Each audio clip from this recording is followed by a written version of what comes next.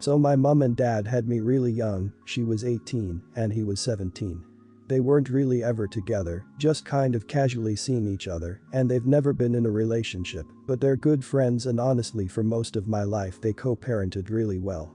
That kinda ended about 6 years ago when my dad met his now fiance though. She's always made it very apparent that she doesn't particularly like me. I'm not sure why.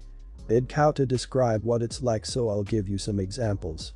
She rarely calls me my name when talking to other people about me. I'm always your son if she's talking to dad, or dad's name son if she's talking to someone else, or just simply the boy. She only uses my name if she wants to get my attention. I have a bedroom at their house, which has my things in it and is decorated how I wanted it. They have a larger spare room that they give to overnight guests if they have them, but she still refers to my room as a spare room or guest room.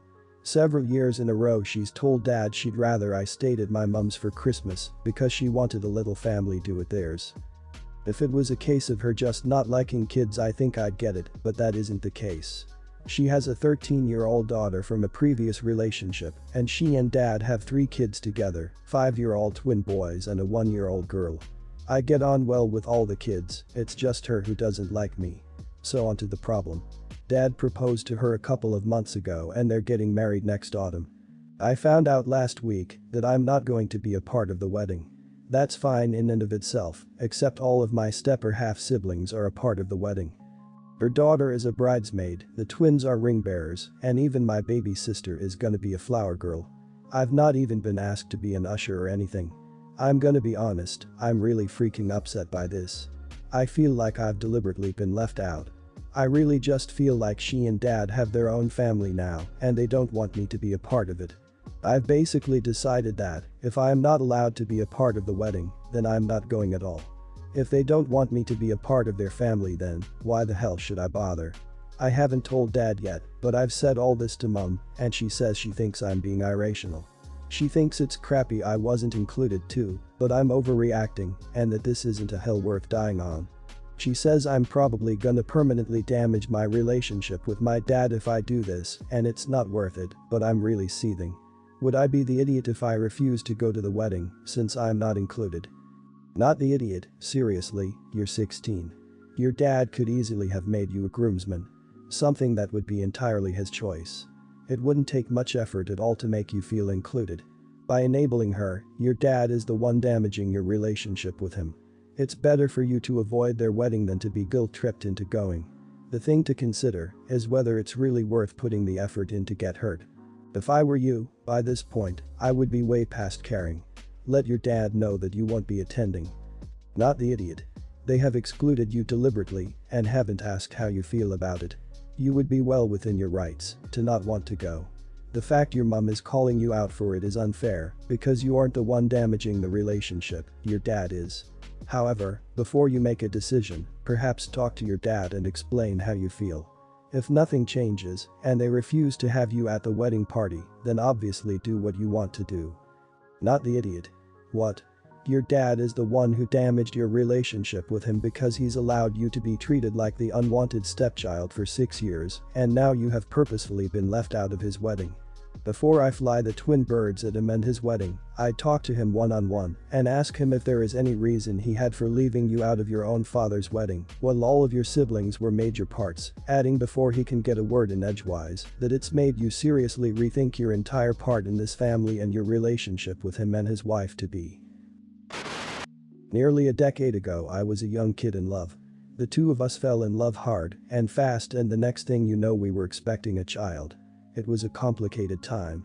We weren't sure what we wanted in life, but we knew abortion was not an option. So I asked her to marry me, and we moved in together. That didn't last long. It turns out we only liked each other when things were fun. When things were difficult we couldn't stand each other. We fought constantly. We thought things would get easier after the birth of our daughter, but that only made it worse. She has postpartum depression, and I was working so much to support both of us that I was always tired and miserable. Less than a year after our daughter was born she broke down. She told me she regretted everything and did not want this life. She moved out and went to live with her mom several hundred miles away. From then on it was just my little girl and I. I filed for custody and won. I never worried about child support from her. It had taken me nearly 2 years to officially get custody. She lived with me the entire time, the state just hadn't made it official. And by that time things were going well. I worked my way up in the industry I was in. I was making nearly twice as much as when she was first born. We were doing okay. Until we weren't. My job paid well, but was physically demanding. I was injured and could no longer do that kind of work. I found another job working in an office and I'm happy with it, but the pay isn't nearly as good. My daughter started having seizures. She was in the hospital for a while to get them under control. She has epilepsy.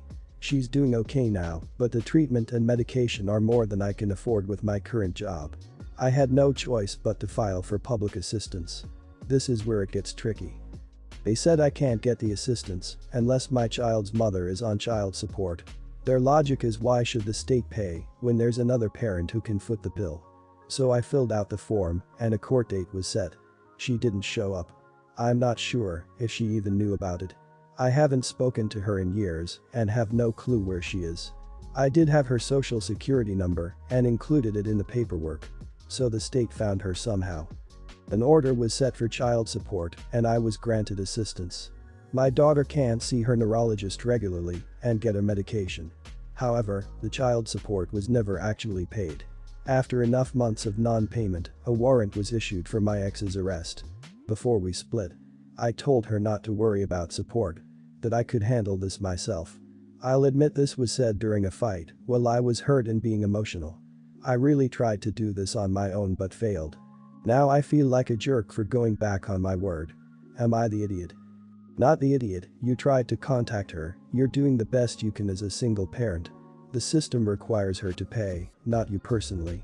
And has she ever tried to contact you or even cared about how her daughter is? I am assuming she received the notifications to come to court and be accountable and just chose not to. Have you tried to reach her through her family if you don't know her contact info? It sounds like you honestly tried to reach her, so this is on her. I wish you and your daughter the best. Not the idiot. If your ex didn't terminate her parental rights, she's still on the hook for potential changes in child support requirements, even if the agreement at the time was that you would have full custody and she would pay nothing in child support. The flip side of that decision is that even though she agreed to you having full custody at the time, she left the door open to change the custody agreement in the future. That was her choice. What's happening now is a result of a decision that she made. No idiots here, because I have no idea what your ex's situation is or whether she can pay. If she can pay you and just decided not to, she's the idiot. Personally, I think it's awful government policy to jail people for non-payment of support, but that decision was 100% out of your hands. You and your daughter needed the government money. This was the only way to get it. You had no legal right to waive support, and your duty here is to your child, not your ex. I live with 2 cats, Herschel and Mordecai. They are senior citizens like myself and they are my 2 best friends. They give me a reason to get up and have productive days instead of zoning out in my armchair all day. My daughter is in her 20s and is a very intelligent woman. She has a baby girl who's just turned 3 and her mother, my ex-wife, recently asked her to leave their home due to the fact that she's selling her place and downsizing to be with her partner of some years. My daughter took the news badly and burned ties with her mom. She then asked me if I would consider letting her stay here. My daughter lived with me from ages 11 till 17 and she was always very hostile to the boys. She would throw their food away because it smelled bad, lock them outside because they used a litter tray and she didn't want to smell it, and she once went so far as to remove their collars and let them out the front, which I have never in my life done, so they were extra confused and scared. Each time, by the grace of God, a neighbor returned them or they've come back, but the possibilities of them being eaten by a coyote or run over were high. When she had her child, she was extra hostile to the cats and would swat them away when they came to sniff the baby. I don't trust that she hasn't or won't hurt them. They also hate her and run every time she enters the room they're in, so I have suspicions. I told my daughter frankly that my cats are my priority and that if she can respect that they have run of the house, then she's welcome. That wasn't good enough for her and she asked that I rehome them to my lady friend who is a cat lover. I said absolutely not, end of discussion. You can't stay. She has savings and I know the only reason she wants to live with me or her mother is because she knows she'd have an easy time of things like reduced rent, food on the table, babysitting for free, etc. Her mom called me up and berated me saying I'm making an enormous mistake by choosing my cats over our daughter and her daughter and that I'm living on another planet. I come on Reddit a lot, so I was hoping to hear some outside opinions. Not the idiot, and to be honest, your daughter sounds like a complete brat. A woman in her 20s severed ties with her mother because she wasn't allowed to freeload off her anymore. Yikes. The treatment she put your cats through as a teenager is nightmarish.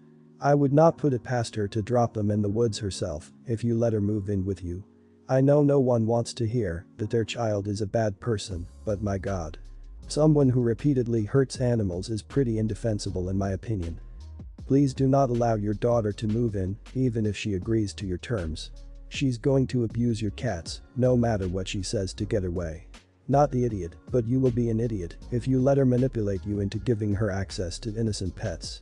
Her past behavior may indicate that she's capable of trying to get rid of them in hope of changing your mind, so I hope she doesn't have a key to your house. Keep an eye on her when she visits too. Do it for the kitties. Not the idiot. Why isn't she moving out on her own? She's an adult. It's like she isn't even considering being a grown-up and figuring out her own life. You make a lifetime commitment to pets.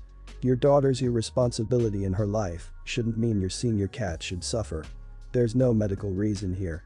The fact is, she's a parent, she's an adult, she should be living on her own and handling her own life.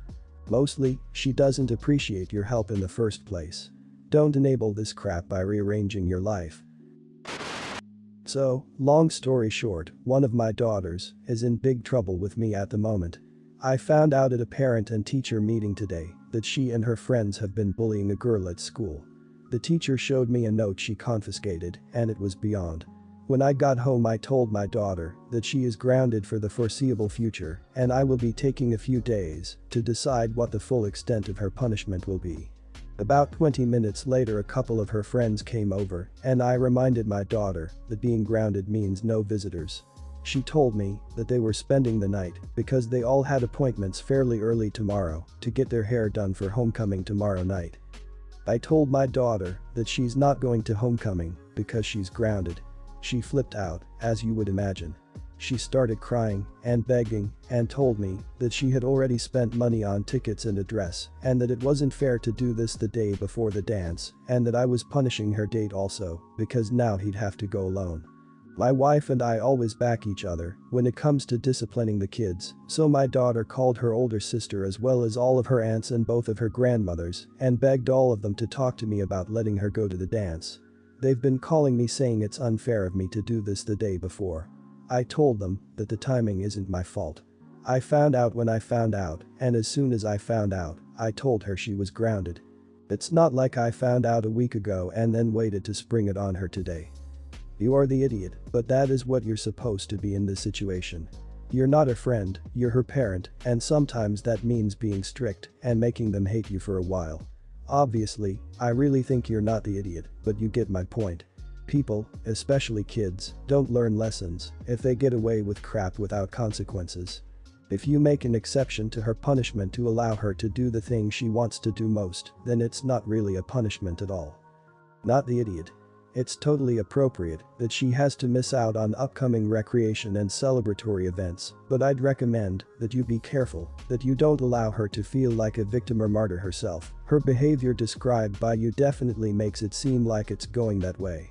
Try not to just let her stew in her own misery as much as possible.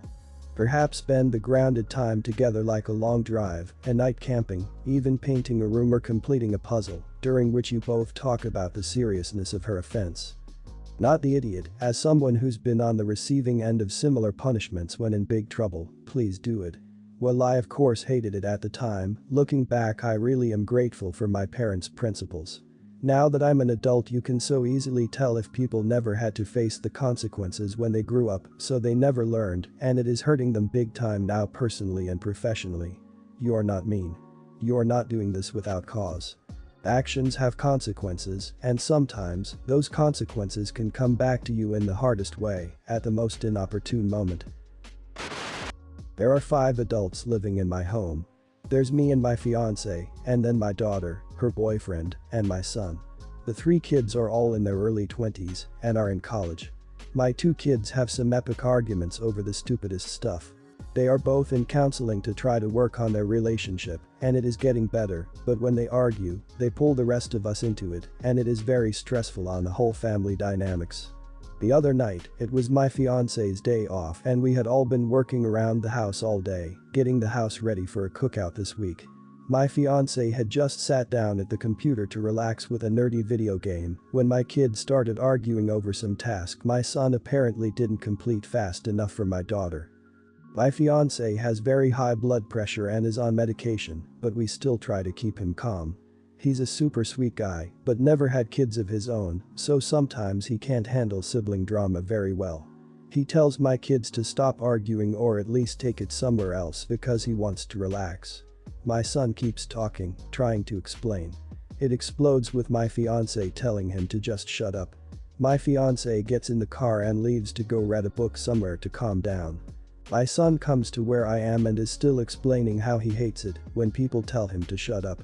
My daughter tries to tell him that when my fiance gets angry he could easily have a heart attack or a stroke, and my son just said that's stupid. He keeps on arguing. I can't take it anymore, and I finally scream that either he shuts up and goes to his room or he can just leave my house. I am so angry that he thinks his right to talk is more important than my fiance's health. It's been 3 days. My son will not leave his room unless he's going to work, etc. He is furious at my fiance and me, and no matter how much I've tried to talk to him, he acts like a complete victim. I don't know what to do. Everyone's the idiot here. All you do is defend your live-in boyfriend, have a daughter and blame your son for everything. Favoritism. And it shows. I feel bad for your son. Why would you not scold both of them? Doesn't matter who wouldn't stop, they both engaged in arguing. And your daughter started it. Then your fiance couldn't leave the room himself. He decided to be rude to one of your kids. If your fiance cared about his own health, he'd take his relaxation elsewhere instead of engaging, or do y'all not have rooms? Out of all the idiots, you're the biggest one. Everyone's the idiot here. I understand your fiance has high blood pressure, but if he can't handle sibling arguing maybe he shouldn't live there. That's a lot of people in one house. If he is going to snap at your kids over little things, that is a big red flag. Your kids shouldn't have had their argument in front of him while he is trying to unwind. You automatically took your fiance's side over your son's instead of getting the full story. You allow your fiance to treat your kids disrespectfully. You're the idiot. Sounds to me like your daughter is deliberately antagonistic and you're deliberately ignoring that when she gets the desired effect from your son. I mean, you told us it started because your daughter took issue with your son. It also sounds like you favor your daughter and your son has picked up on this, which will only breed resentment. No wonder he's angry. You and your daughter sound like dreadful people. I wouldn't let someone who isn't his father scream at him either. Cut your boy some slack and consider soothing the cause instead of reacting to the symptoms.